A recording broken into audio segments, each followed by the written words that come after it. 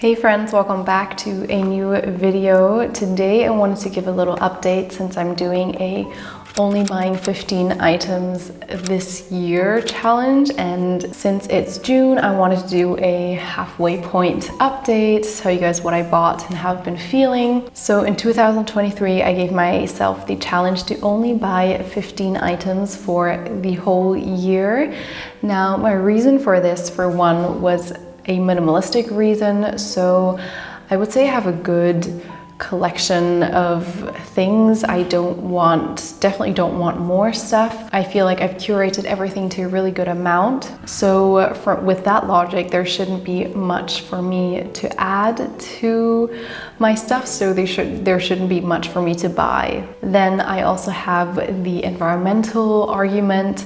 We've been socialized in a way where buying is a pastime, it's a hobby for some people, and it also shows status. What I think we often don't realize is that it costs so much to buy things, not only money and time, but it also is a big cost to the environment to produce the things that we're buying. I think because we're not producing the things that we need ourselves anymore, we don't realize how much effort and time and resources go into a thing. All we know is we're going to click buy and it's going to arrive at our doorstep the next day, and we are blinded to the steps in between. Who made this? What did it cost? What things went into this? How does it affect the environment? So my rules for this challenge were, for one, that replacements don't count. So if something breaks and you need to replace it, that does not count.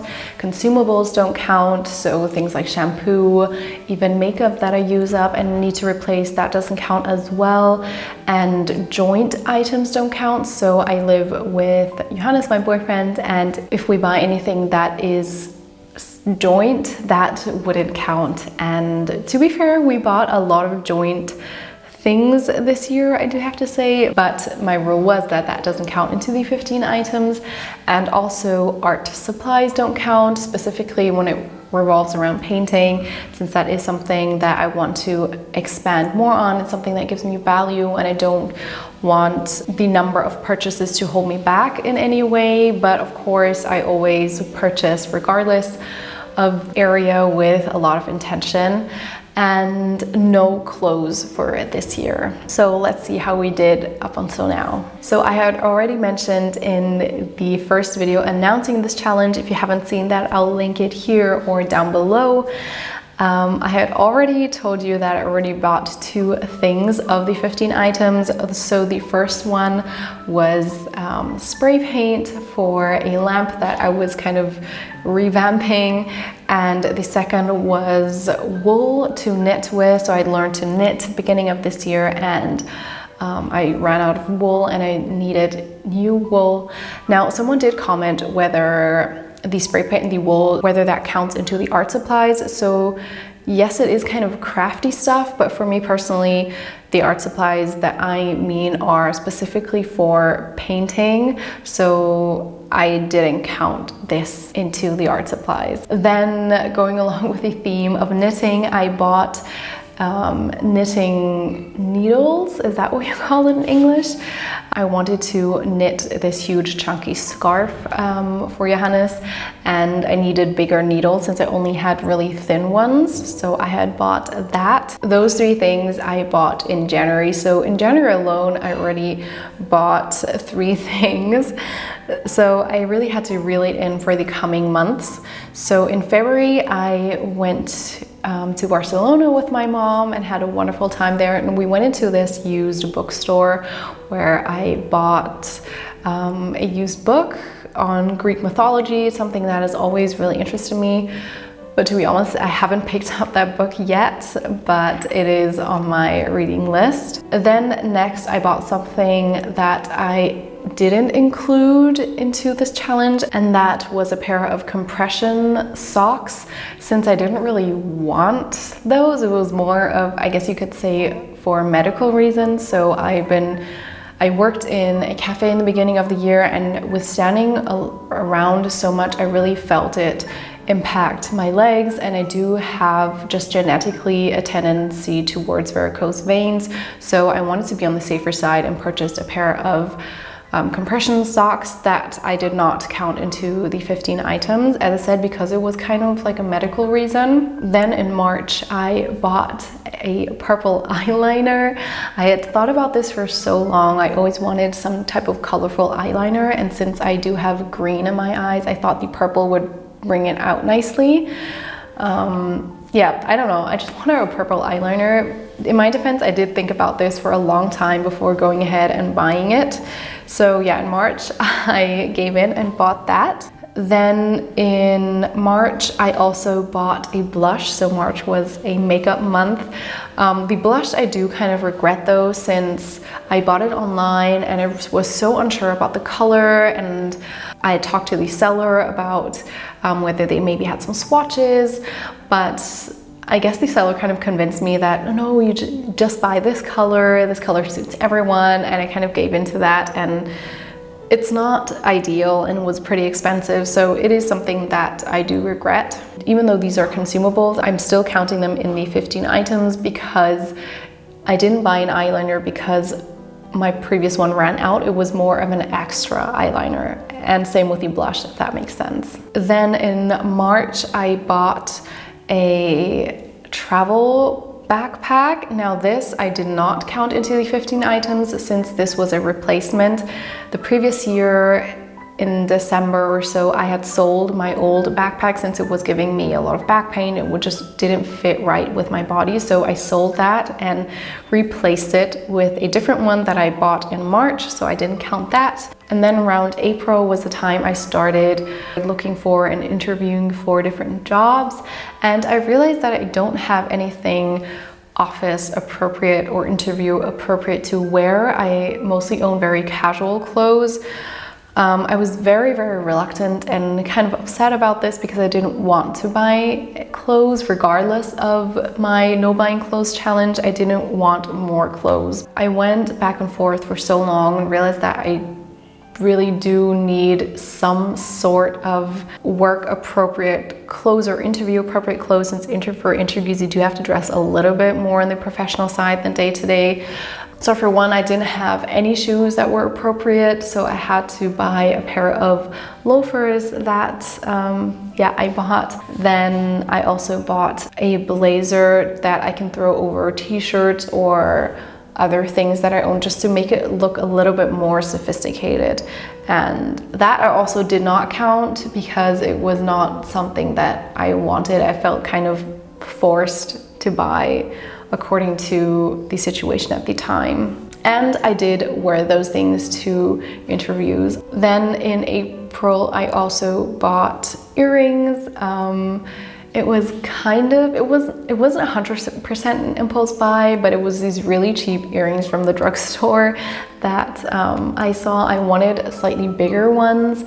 I think they give kind of like a sassy look that I like sometimes for specific occasions and outfits. And yeah, I had bought those. Then in May, Johannes and I went to Paris and traveled there. I also uploaded a travel vlog from Paris. And there in this museum gift shop, I had tried this perfume just for the fun of it. And it smelled so good that I kept thinking about it for the days afterwards. So I decided to go back and actually get that perfume. That was item number 8. Then after Paris, I actually had to replace a pair of jeans, so that also did not count. My previous pair had ripped in the crotch and the fabric was just very thin that I felt like I could not repair it any longer. I had already patched it up a bunch of times, and the jeans also doesn't have any stretch at all, and I felt like they were getting too small, especially in the thigh area, so I felt like it was time to get a new pair. Then for a complete month, I totally forgot I was actually doing this challenge, and I didn't really buy anything. I didn't think about it, so that was really surprising since felt like I was really struggling in the springtime. I completely forgot about this, and so recently I bought an IPL thing for your homes as a hair removal tool.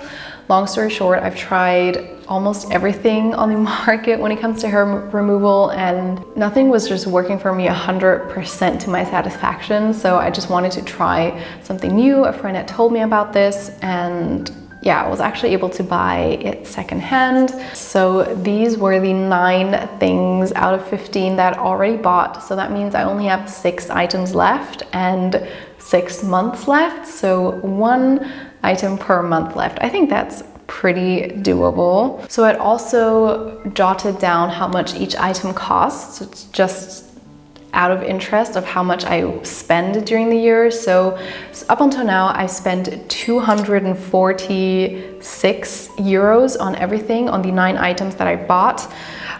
The most expensive by far was definitely the IPL hair removal thing that cost 150 euros. Secondhand, usually new, they cost around 300 to 400 euros. And one of the next more pricey items would be the perfume that cost 40 euros. Looking at my list, I bought, out of the 9 things, I have bought 2 things secondhand. No, sorry, 3 things secondhand.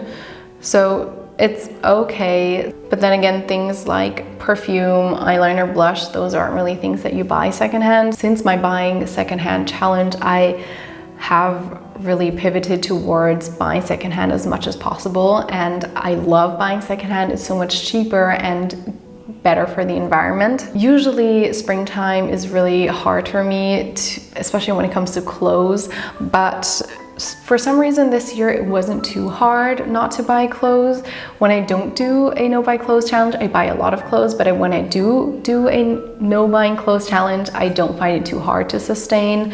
Even if I had 1 or 2 items that I felt like, oh, I wish I could buy this, I forgot about it by now. I don't have a single thing in mind where I was really, really tempted to buy that piece of clothing. So that has been great. The challenge really forced me to think really hard and long about things before buying them, since it does count into those 15 items, and I do want to stick to my challenge.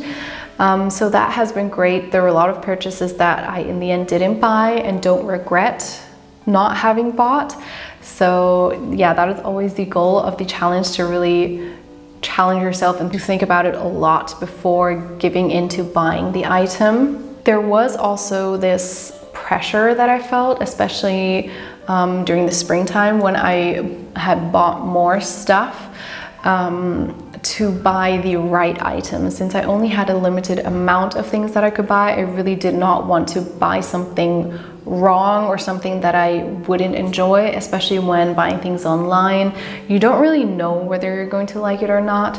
So that has been a challenge. But during the summertime, currently, I often forget that I am doing this challenge, since I'm not in that buying mood.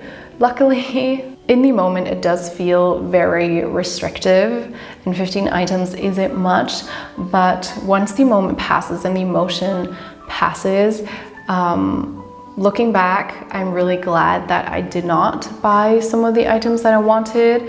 And oftentimes I don't even remember what I wanted to buy. So that also just shows that it's so emotional and in the moment, that looking back, I don't even remember what this supposed thing was that I really wanted to buy. Up until now, this challenge has been great. In the beginning, there was a phase where I wasn't sure if I was going to make it, but right now, since my purchasing has slowed down, it kind of made up for the previous purchases. And even though I've already bought 9 things and I'm only halfway through the year, I think it's possible for me to complete the challenge and stay within my 15 items until the end of the year. But then again, I don't really know what kind of mood and mindset I will be in during autumn and winter. So maybe I'll go over those 15 items by 1 or 2, but so far I haven't kind of shot way over it, which I'm really happy about. And it was definitely really, really challenging. Since I've been doing challenges like these now for quite some time, I wanted something that was more difficult and more challenging to help myself grow more, and this definitely did that, and really great just learning more about how I think, how I go about purchases, what type of things tempt me when buying things, and also just forced me to think about it 1,000 times, think about for a month, for 2 months before really committing to adding another item onto the list. So yeah, it has been really great. Let me know if you're doing a no buy challenge or low buy challenge currently. How is it going? How have you been feeling? Maybe we can encourage each other in the comments down below. I think having an accountability partner definitely helped. There have been so many times where I went to Johannes and have said, please help me. You're the rational one. Do I need this? Does this make sense? And yeah, that is something that's really helpful and I definitely recommend for everyone. So thank you so much for watching. Hope you enjoyed. If you did, be sure to give it a thumbs up and subscribe for more videos on my channel. I do more on minimalism, simple living, slow living, and yeah, I'll see you in my next video. Bye.